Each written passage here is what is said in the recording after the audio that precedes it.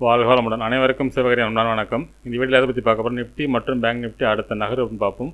அதுக்கு கூட சப்ஸ்கிரைப் பண்ணிங்க. வீடியோ பிடிச்சி லைக் பண்ணுங்கள், ஷேர் பண்ணுங்கள், கமெண்ட் பண்ணுங்கள். உடனுக்குடன் அப்டேட்டுக்கு டெலகிராம் லிங்க் டிஸ்கிரிப்ஷன் ஜாயின் பண்ணிங்க. சரி, அவங்க வீடியோக்குள்ளே போவோம். ஃபஸ்ட்டு நம்ம என்ன சொல்லி நடந்துன்னு பார்ப்போம். நம்ம என்ன சொல்லியிருந்தாலும் மார்க்கெட்டை பொறுத்தளவுக்கு ஃபஸ்ட்டு சப்போர்ட்டு ஃபஸ்ட்டு ரெசிஸ்டன்ஸ் முக்கியமானதாக இருக்கும். மார்க்கெட் வந்து ஃபஸ்ட்டு ரெசிஸ்டன்ஸ் பிரேக் பண்ண பட்சத்தில் மார்க்கெட் வந்து அப்சைடு மூவ்க்கு வாய்ப்பு இருக்கும். இதையும் பிரேக் பண்ணுறதுக்கான வாய்ப்பு உண்டு அப்படின்னு சொல்லியிருந்தோம். என்னோட பாயிண்ட் ஆஃப் வியூவில் மார்க்கெட் அப்சைடு தான் சொல்லியிருந்தோம்.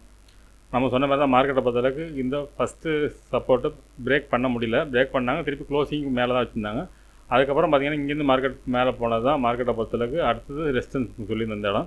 இதையும் பிரேக் பண்ணிச்சு. அதுலேருந்து பார்த்திங்கன்னா வெரி புல்லிஷாக மார்க்கெட்டை பொறுத்தளவுக்கு இந்த ஃபஸ்ட்டு ரெசிஸ்டன்ஸ் வந்து பார்த்தோம்னா 24,700 கிட்டத்தட்ட மார்க்கெட் வந்து 25,100 கிட்ட 400 பாயிண்ட்ஸ் நம்ம கொடுத்த ரெசிஸ்டன்ஸ் பிறகு மூவாயிருக்கு. நம்ம இதையும் பிரேக் பண்ணுறதுக்கு வாய்ப்பு அப்படிங்கிறத சொல்லியிருந்தோம். பேங்க் நிஃப்டியில் சொல்லியிருந்தோம் நினைக்கிறேன். சரி, ஓகே, பேங்க் நிஃப்டியும் பார்த்துருவோம். ஃப்ரெண்ட்ஸ், பேங்க் நிஃப்டி வச்சுருக்கேன். பேங்க் நிஃப்டியும் அதான் சொல்லியிருந்தோம். நம்ம மார்க்கெட்டை பொறுத்தளவுக்கு அப்சைடு தான் மார்க்கெட் மூவ் ஆகிறது வாய்ப்பு. ஃபஸ்ட்டு ரெசிஸ்டன்ஸ் பிரேக் பண்ண பட்சத்தில் மார்க்கெட் தேர்ட் வரைக்கும் போக வாய்ப்புன்னு சொல்லியிருந்தோம்.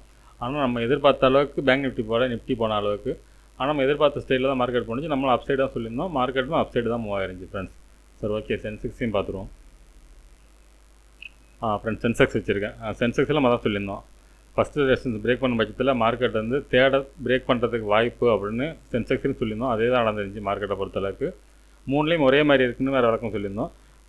இது ஃபஸ்ட்டு ரெசிஸ்டன்ஸ் பிரேக் பண்ண பட்சத்தில் மார்க்கெட்டை புல்லிஷ் சொல்லியிருந்தோம். ஆனால் ஃபஸ்ட்டு சப்போர்ட் கற்றுனா சப்போர்ட்லேருந்து மார்க்கெட் வந்து வெரி புல்லிஷாக மார்க்கெட் மூவ் ஆகிருக்கு ஃப்ரெண்ட்ஸ். சரி, ஓகே, நாளைக்கு என்ன நடக்க வாய்ப்பு நிஃப்டிலேருந்து பார்ப்போம். ஃப்ரெண்ட்ஸ், நிஃப்டி சார்ட் வச்சுருக்கேன். ஃபஸ்ட்டில் திரும்ப பண்ணிவிடுவோம். இப்போ டே கேண்டில் பார்ப்போம். ஃப்ரெண்ட்ஸ், டே கேண்டில் வச்சுருக்கேன். இந்த டே கேண்டில் எப்படி பார்த்தோம்னா மார்க்கெட் கிட்டத்தட்ட ஒரு ரெசிஸ்டன்ஸில் தான் இருக்க செட்டப்பாக தான் இருக்குது. ஃப்ரெண்ட்ஸ், ரெசிஸ்டன்ஸ் பொறுத்தளவுக்கு இந்த ரேஞ்ச் வரைக்கும் வரதுக்கான வாய்ப்பு உண்டு. இந்த இடமும் தான் அடுத்த ரெசிஸ்டன்ஸாக இருக்க வாய்ப்பு. அதாவது 25,212 அப்படிங்கிறது. அது ரொம்ப தூரத்தில் உள்ள பக்கத்தில் தான் இருக்குது. 150 பாயிண்ட் தொட்ட ரெசிஸ்டன்ஸ் இருக்கும். இது பிரேக் பண்ணால் அடுத்து நம்ம அடுத்த புல்லிஸ் எதிர்பார்க்கலாம்.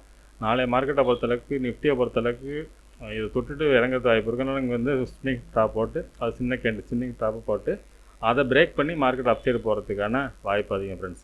அதுக்கான செட்டப்பில் தான் நிஃப்டி இருக்குது. பேங்க் நிஃப்டி வேறு மாதிரி இருக்குது நான் சொல்கிறேன். பேங்க் நிஃப்டி இப்போ சரி, ஓகே, 50 மினிட்ஸில் பார்ப்போம் என்ன மாதிரி மூவ்மெண்ட்ஸ் இருக்குது வாய்ப்புன்னு.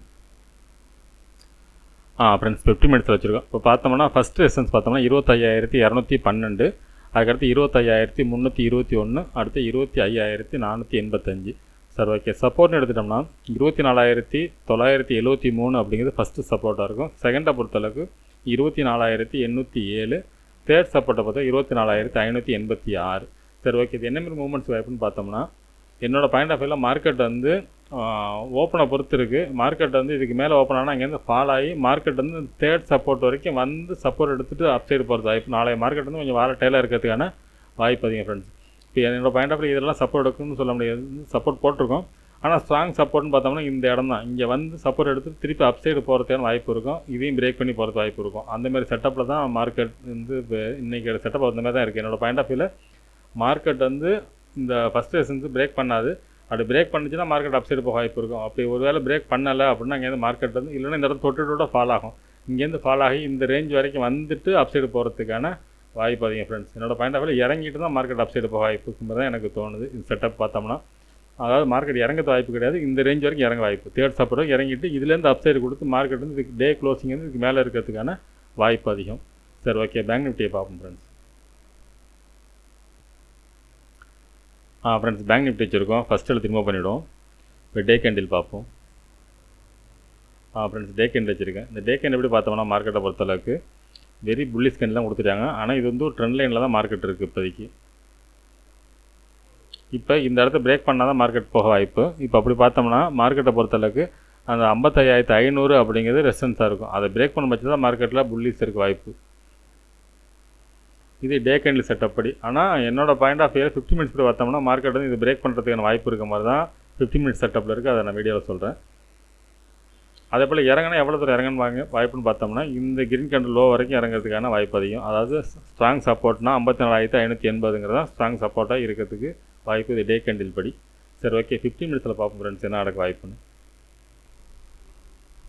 ஃப்ரெண்ட்ஸ் 15 மினிட்ஸ் வச்சுருக்கோம். இப்போ பார்த்தோம்னா ஃபஸ்ட் ரெசிஸ்டன்ஸ் பார்த்தோம்னா இன்றைக்கி போன ஹை தான் 55,490 அப்படிங்கிறது இன்றைக்கி ஃபஸ்ட் ரெசிஸ்டன்ஸாக இருக்கும். அதுக்கு அடுத்து பார்த்தோம்னா 55,691 செகண்ட் ரெசிஸ்டன்ஸாக இருக்கும். இந்த செகண்ட் ரெசிஸ்டன்ஸ் பிரேக் பண்ணும் பட்சத்தில் மார்க்கெட்டை பொறுத்தளவுக்கு 56,250 வரைக்கும் போகிறதான வாய்ப்பு உண்டு. சரி ஓகே, சப்போர்ட்னு எடுத்துட்டோம்னா ஃபஸ்ட்டு சப்போர்ட் 55,208, செகண்ட் சப்போர்ட் எடுத்துட்டோம்னா 54,916 அப்படிங்கிற செகண்ட் சப்போர்ட்டாக இருக்கும். தேர்டை பொறுத்தளவுக்கு 54,547. சரி ஓகே, இது என்ன மாதிரி மூவ்மெண்ட்ஸ் வைப்புன்னு பார்த்தோம்னா என்னோட பாயிண்ட் ஆஃப் வியூவில் மார்க்கெட்டை பொறுத்தளவுக்கு இந்த ரேஞ்சு வரைக்கும் போயிட்டு மார்க்கெட் இறங்கிறது வாய்ப்பு இருக்கும். இறங்கி திருப்பி பார்த்தீங்கன்னா சப்போர்ட் எடுக்கிறதுக்கு பார்த்தீங்கன்னா தேர்ட் வரைக்கும் வரதுக்கான வாய்ப்பு அதிகம்.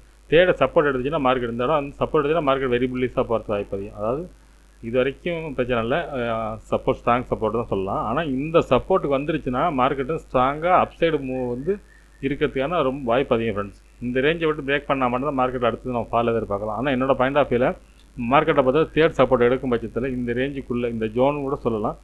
இந்த இப்போ நம்ம போட்டுக்கு வந்து 547 போட்டிருக்கோம். இந்த 547 டு 54,550 டு 600 இந்த ரேஞ்சுக்குள்ளே மார்க்கெட் வந்து அப்சைடு மூவ் ஆகிறதுன்னு வாய்ப்பு அதிகம். எல்லோ ஜோன் மாரியே போட்டுருவோமே.